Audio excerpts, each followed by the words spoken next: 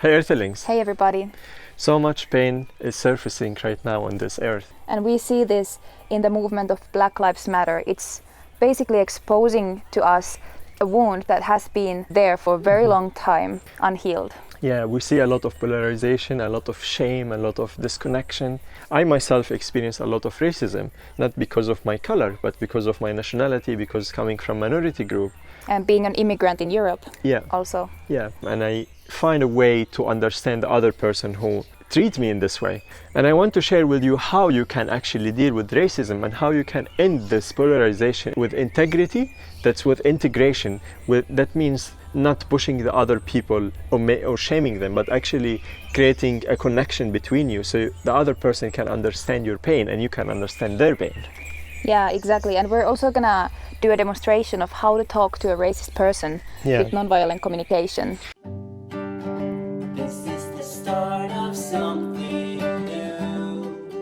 This is the start of something magical. This is the start of something new. This is the start of something true. So what's the issue with how the movement of Black Lives Matter is happening right now? This is an important issue. I really want to emphasize that we really are for, equality in society and that these voices get to be heard. Yeah. However, the problem is when this is done in a polarized way, where it's us against them, us liberals, us anti-racist against those racist people.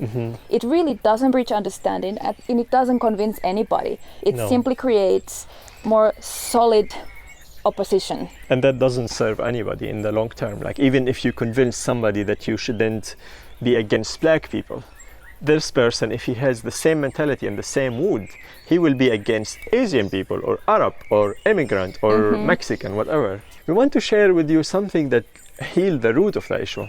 Yeah, and it's not only about black people. This is how it may be manifested more clearly in the United States, but if you look at the world in general, in other countries, the issue is actually separation. Yeah, exactly. The issue is something that is lying underneath and us against them. Yeah, exactly. Dynamics. Polarization. There is always a reason why people act hatefully, and there is something that happened to them. They have their reason to act that way. Nobody's a bad person, believe me. It's only in our... It's a bit hard pill to swallow. Yeah, isn't it? We love to think of ourselves as the good person and then there is the other guys, the bad guys, but that's not really how it works. If you understand why someone thinks the way they do, and believe me, there is always an explanation and it's possible to understand even a racist perspective. Yeah. You don't have to agree with it, but you can understand and empathize for why they might be thinking this way. Exactly. And this is the only way that you can bridge understanding and harmony and true integration for humanity. Yeah, and we see the solution not necessarily by demonstrating. Of course, when it's like a justice issue and you want to force like laws in the government, that could be like one solution. But the real solution for this issue is what we're gonna share with you. Yeah. So what's behind racism? Most of the time, what you find underneath racism is actually fear. Yeah. So you can really try to understand what is this person afraid of. And when you approach somebody with this attitude of trying to understand them, something shifts. They are no longer against you because you are not going against them. It's almost like their resistance dissolves. It's magical, guys. So maybe we can demonstrate. Let's say from is Syrian. Let's say I have an issue with Syrian people. And which many people have. Many people do. Although I was not a refugee, I came with a business visa and then I switched it to student visa. But I heard several people telling me like, what are you doing here? Like, why don't go back to your country?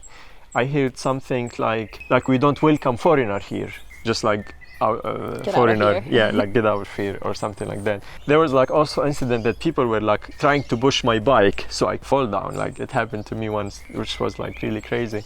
Although I don't have like the appearance who were like clearly from that region, but I still faced a lot of those situations. Like prejudices. Prejudice when I just like say my nationality, and that made me actually hide this for so long. So I'm gonna come towards you with that comment, and we're just gonna demonstrate what nonviolent communication would look like in this situation. Yeah. You're from Syria. Why don't you go back to your country? It's so hard to feel and hear this. So what I would do, I would try to like hold space for the part of me who's hurt by this, and then reply by first acknowledging how I feel. I feel like pushed away. I feel there is sadness in me and hurt. By the way, it might not always be a good idea to be vulnerable the first thing in front of an aggressive person. Yeah. Which is what he kind of did here. Because you're not so angry. I don't seem aggressive. But like then the next step is basically to try to guess what the person might be feeling and why. Okay, I see that you're angry. You might feel that frustrated that many people just came out of nowhere and invaded your country. Yeah, I do feel frustrated. Like, what? They can't just come and take over my home. I see how it makes you feel that many Angry. I see that you would feel angry about this situation because you didn't consent to it. Yeah, like, and then they come and they like start doing crimes and like bringing their laws here. I see that you have maybe a fear also. And this is a point where the other person might, if you directly confront them that they have a fear, they might go into denial. Yeah, totally, or shame. Where you can also say, instead of saying, are you afraid? You can just say, like, I see that you might be afraid that the violence increases and you don't feel like you can trust these other people.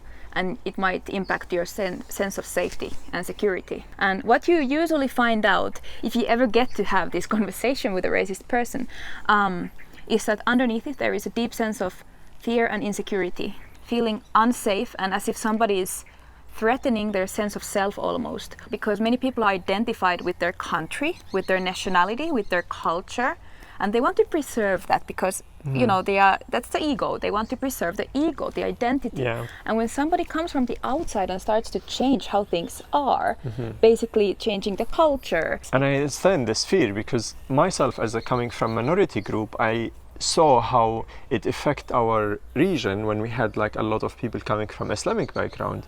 And you know, guys, like a magical thing happens when you try to understand somebody.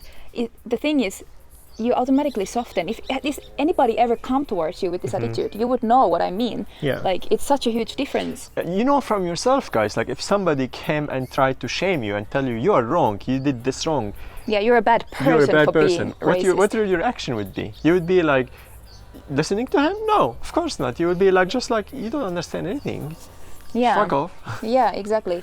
And really, what we said before, no one actually is a bad person. No one thinks of themselves as a bad person. You know, a racist thinks that they are a patriot. They are serving the country. Like what their belief is that the national identity, you know, needs to be preserved. It's threatened from the outside, and you know, the ego will do anything to preserve itself. So the key is really to empathize. And in order to be able to empathize, like genuinely, to feel compassion towards a racist, the key is to find the ways in which you yourself have prejudice towards other people. And this could be skin color, ethnicity, but not only that, it can also be gay people, religion, things like subcultures, you know, like you might have prejudice towards hippies or business people, you know, and the key really is to start, you know, to stop polarizing, to stop thinking like, oh, the world is black and white, there is racist and then there is not racists. That's not how it works. Like we all have prejudices, and this is so important, guys, to admit, to be authentic with yourself and to be true to yourself, to see like where I'm generalizing, where I have prejudice. And I do this myself, like I also have prejudice towards many minorities, like, and many ethnicity also, and not to make yourself wrong for this, because it's so important to integrate those aspects, to have those prejudices and try to maybe talk to them, prove them wrong, expand your awareness. And this is why we believe like intercultural exchange is so important, to break down those walls and create like a new world. I know for myself, for example, that it's a bit difficult for me to relate sometimes to what's happening in the United States, because I don't live there. We don't have the same background in Finland with black people as they have in the States. So really try to think of, you know, the prejudices in terms of your cultural background. Yeah, exactly. You know, so I could think of my prejudices towards Russian people, towards the Swedish people, because those are our neighbors, towards Arabs, Muslims. And in my case, like mainly it would be like towards Muslims, towards, we had a lot of prejudice towards people from like Philippines, Vietnam, like because In they your were home country. yeah, because they were like coming to work as like a home housekeepers. Yeah, and a lot of these prejudices are subconscious because, you know, as we get educated and socialized, we learn that, oh, it's not okay to be a racist, most of us. You know? So what we do, we push those parts under the carpet Yeah. and step on them. And Yeah. anybody who represent them in the outside, we're gonna You shoot are you. racist. We're gonna Because shoot. I am not, you are. That's just- not in me. I just pushed my racist part under the carpet. Yeah, but guys, like if you're into spirituality, which you might be if you're watching our channel, we create the universe is a reflection of our internal world. Yeah, exactly. If you see a lot of racists around you, they are reflecting a suppressed part of yourself. So there's a part of you that basically, you might not even call it a racist, but a part that is afraid, you know, that the racist is mirroring to you. Yeah, And it's your opportunity to integrate. to understand this perspective. When we push those, racist parts or those racist beliefs to the subconscious, and we tell ourselves, no, I can't be that, they basically keep operating in our lives unconsciously, And that's so dangerous because you will manifest those parts in the external, in form of other people, and you will be in internal war between the part of you who keep rejecting those people outside and fighting this inner aspect of you who represented by the outside. Yeah, so even if you don't get a chance to, talk to a racist, because to be honest, they don't always react the way I reacted in this demonstration, you can do it internally. You can have this internal dialogue where you ask yourself what they might be feeling. I'm sensing frustration and fear. What might be an unfulfilled need? Because behind such a reaction is always an unfulfilled need. And that could be need for, what we said before, need for safety, need for security, need for validation for their worldview. And need to be seen also and considered. And we notice that many white people actually get defensive about this issue. Black Lives Matter movement, and we especially. see a lot of counter movement, like all lives matter. And actually the pain behind it, or the reason why people proposing this, although it's not maybe the perfect time, because the pain of the black people need to be seen. The reason why many people get defensive, because their pain is not being seen. And the second and the most important thing is that they feel blamed and they feel made wrong for something they didn't do consciously. Yeah, and they may feel categorized as a perpetrator just for being white. Whenever there is this harsh movement towards, there will always be a counter movement. You will never achieve true understanding and resolution with that kind of strategy. Yeah, exactly. So if you want inner peace and outside peace, look for unity, look for integration. And meanwhile, all stories need to be heard. The black stories need to be, the colored people stories need to be heard. The Syrian story needs to be heard. The immigrant story, the Druze minority story, the white girl story needs to be heard. We all need to be allowed to share our pain. Yeah, but we forget to mention also the pain of the animals. Everybody deserves to be seen and heard with their pain. That their story gets to be told, what happened to them, and that the world listens. And right now, that stage is with the black people, especially in the United States.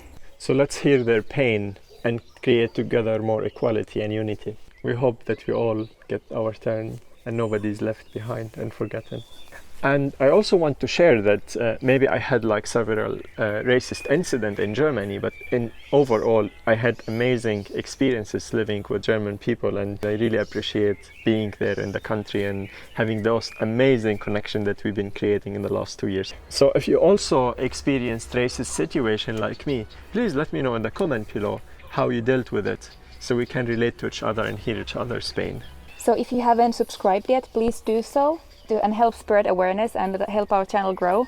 We'd love you to be part of this and help us spread the message. So share, like, subscribe, and the notification button to see the coming nonviolence communication video. Love you guys. Much love, guys.